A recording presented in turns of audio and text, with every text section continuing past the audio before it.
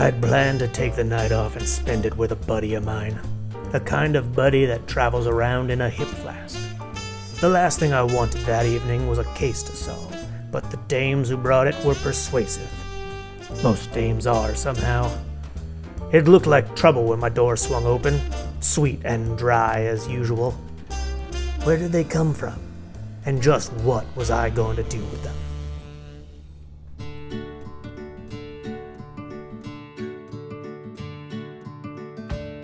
The value of vermouth cannot be overstated, and yet, more often than not, it's completely overlooked.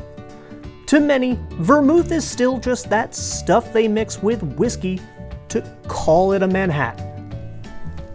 Or with gin to make a martini. But seeing that you can't make either of these cocktails and many more without vermouth, it's worth taking a moment to better understand this amazing ingredient.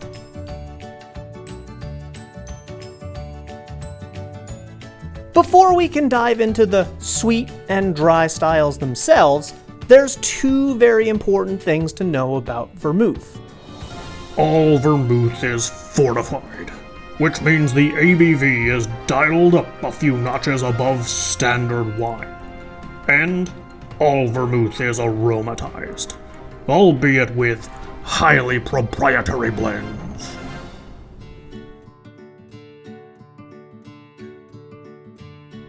A fortified wine is just a wine which has a distilled spirit added to it to increase its alcoholic content, thus fortifying it. And while the definition is easy enough, the trick is every style of fortified wine has its own specific regulations, which make them all distinct. I mean, it's hard to confuse sherry with port or port with vermouth. Vermouth itself actually belongs to a subcategory of fortified wines, known as aromatized wines. It's especially important to understand what aromatized means, since it's central to the character of any vermouth. Fortunately, it's also a very simple concept. Flavors are added to the base, including aromatics such as herbs, bark, roots, citrus, and spices. In past episodes, we've covered potable and non-potable bitters, and there are even some vermouths that have a flavor profile not dissimilar to Amaro. But we'll get into that in a little bit. Nice glasses.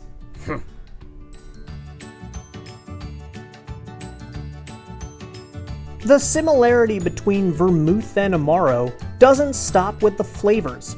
In fact, the name vermouth is a reference to the bitter shrub used in many Amaro, called wormwood.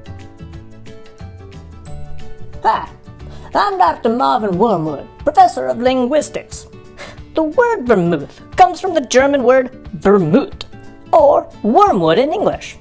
Vermouth is the anglicized French mispronunciation of a German word used to describe a drink popularized in Italy.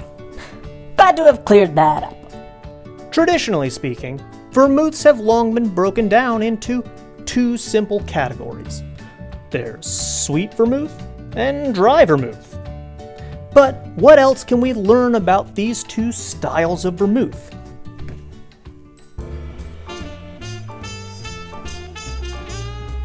Let's find out. I stepped out into the night and questions poured down on me like rain. Who were they? How did they get here? And just what was the best way to drink them? If you're looking for a good steak, it's better to ask the butcher than stand around waiting for a cow. I knew just who to visit. Hi, Cory. Thanks for taking the time to help us better understand vermouth. Absolutely, Bennett. Happy to help anytime. Maybe you can clear something up for me. What does vermouth taste like? Oh, well, I mean, there are so many different types of vermouth, and each brand has their own take on them, so from that standpoint, there's a bit of variability, but one of the overarching things that they all share in common is their use of wormwood, which has a nice earthy bitterness, and then the ratio of kind of the herbaceous or citrus or spice notes are all different. All right. So what traditionally goes into sweet vermouth? Well, sweet vermouth dates back to the late 1700s when Antonio Carpano started making his vermouth in the city of Turin in Piedmonte. And he used a white wine base that had been colored and sweetened with caramel, but then he used a number of botanicals, everything from citrus peel, baking spices like clove, different roots and things that helped add complexity. He fortified it with a brandy. He was so popular that his shop stayed open 24 hours just to keep up with demand. And how about dry vermouth? Well, dry vermouth developed after the sweet vermouth and its popularity, and it developed in France, where they didn't use the caramel that was used in sweet vermouth. By its name, sweet versus dry, the sweet vermouth can have about 15% by weight of sugar, where the dry is going to come in right around between 2 to 5%. With less sugar, the botanicals become a little bit more pungent and assertive, and you get a little bit more lifted citrus and green herb characteristics. So, how do you store it? Well, it will stay on the shelf just fine, unopened pretty indefinitely. The fortifying spirit and the sugars do help its longevity. But once you do open it, if you're not going to use it within a week or so, you want to stick it in the refrigerator. Like wine. Yeah, I mean, well, it is a wine-based aperitif. Before I let you go, what's your favorite way to drink vermouth? Do you like it in a cocktail or on its own? Oh, I mean, there are so many great ways to drink vermouth. In cocktails, I mean, you obviously have the Manhattan and the Martini, the Negroni. Those are all great places to start. Or you could just enjoy it simply in an Americano. You've got the Martinez, you can make a vermouth spritz in the summertime, in the spring. Those are all delicious. You could make an Adonis cocktail or a tuxedo. You can make a cobbler. Vermouth cobblers are fantastic. Warm up some cider in the winter. A little vermouth added to that is absolutely divine. Cider and cobbler. You could have it simply in an Americano. But at the end of the day, it is an aperitif. So on its own or on the rocks with a twist is a great way to start the evening. Thank you, Cory. That's a lot to consider. Anytime, Bennett. Well, that was great.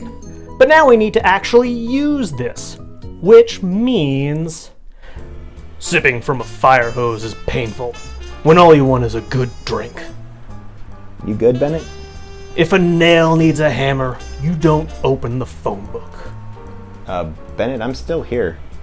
The butcher might cut a good steak, but you're going hungry if that slab of meat doesn't see a flame. What does that even mean? Bennett, you probably should get out of here. Go call Sother or something. Just as I thought. Another patsy leading to a dead end. Bennett! I was left with yet another puzzle to solve. How to use the stuff. I needed some answers. And a stiff drink. And I knew just where to get both. Amor Y Amargo! Great to see you again, Bennett. Welcome back to Amor Y Amargo. You know, here we use plenty of vermouth. We only make 3 drinks, really. 2 of them being the Negroni and the Manhattan, which both involve vermouth. How do you typically know what vermouth to use for which cocktail? A pretty simple rule of thumb is when you're making a clear, crisp cocktail like the Martini, reach for a dry vermouth. If you're making something rich and bittersweet like the Manhattan or the Rob Roy, reach for a sweet vermouth. Of course, there are always exceptions to the rule, such as the Martinez. Of course there are. Indeed. Well, the most classic cocktail using vermouth is probably the Manhattan. It even predates the Martini, so why don't we start there? The Manhattan's a very forgiving cocktail. 2 ounces of rye, 1 ounce of sweet vermouth, 2 dashes of Angostura bitters, that's 4 bounces at Amor Y Amargo. And you don't really need a flashy whiskey to make a good Manhattan. But the whiskey and vermouth must get along. That's why I prefer rye in a classic Manhattan. The problem for me with a bourbon Manhattan, not enough spice notes.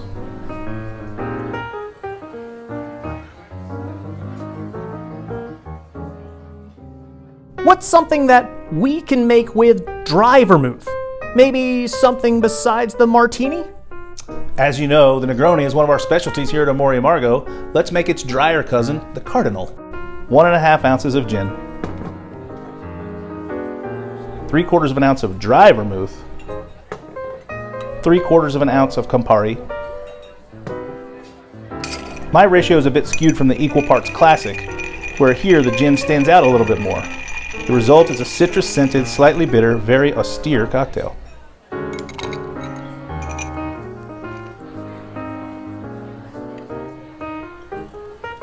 And we'll finish with a lemon twist.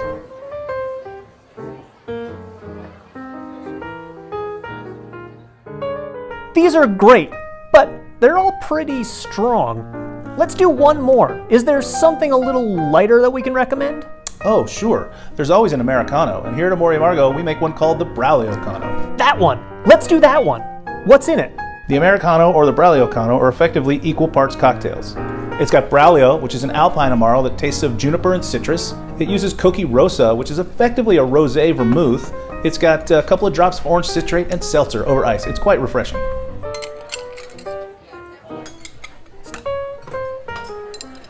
Here's a technique for you. Pour your seltzer down the spiral of your spoon for integrated carbonation.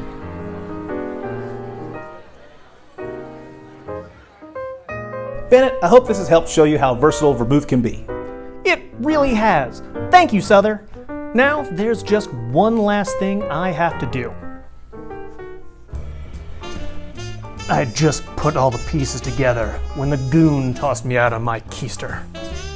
Thanks for stopping by, Bennett. I look forward to seeing you soon.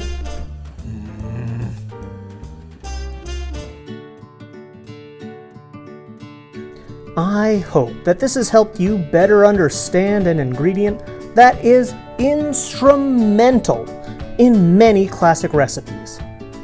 If you're building your own home bar, you will learn fast that this is a major player and deserves your appreciation. The case was solved, and the job was done.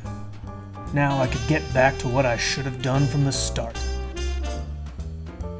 My hip flask had been tapping me on the shoulder, reminding me that it was there, and I couldn't forget an old friend.